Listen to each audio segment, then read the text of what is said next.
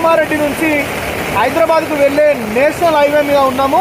జంగంపల్లి వద్ద తీవ్రమైన వాతావరణ పరిస్థితుల వల్ల నిన్న రాత్రి నుంచి కురుస్తున్న భారీ వర్షాలకు నేషనల్ హైవే పూర్తిగా బ్లాక్ కావడం జరిగింది.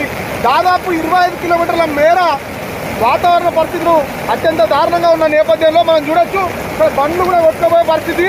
అత్యంత తీవ్రమైన పరిస్థితులలో కామారెడ్డి డిఎస్పీ గారు కూడా ఘటనా స్థలాన్ని పర్యవేక్షిస్తున్న దృశ్యాన్ని కూడా మనం చూడొచ్చు. జేసీబీతో ఆ నేషనల్ హైవేకి సంబంధించిన సిబ్బంది కూడా అంత క్లియర్ చేస్తున్నారు.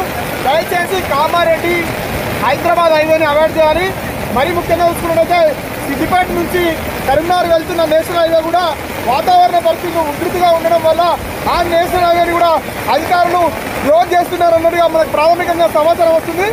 ఎప్పుడు కూడా వాతావరణ పరిస్థితులు అత్యంత ఇబ్బందికరంగా ఉన్నందున ఎవరు కూడా ఇక్కడ ట్రావెల్ చేయవద్దని ప్రజలందరినీ కూడా కామారెడ్డి కలెక్టర్ గారు విజ్ఞప్తి చేయడం జరుగుతుంది. ముఖ్యమంత్రి కార్యాలయం నుంచి కూడా ఒక సూచన రావడం జరిగింది. ఈ వాతావరణ పరిస్థితులు బాగాలేనందున దూర ప్రజలందరినీ బంద్ చేసుకొని ప్రజలందరూ ఇళ్లలో ఉండాల్సిందిగా కోరుతున్నాము.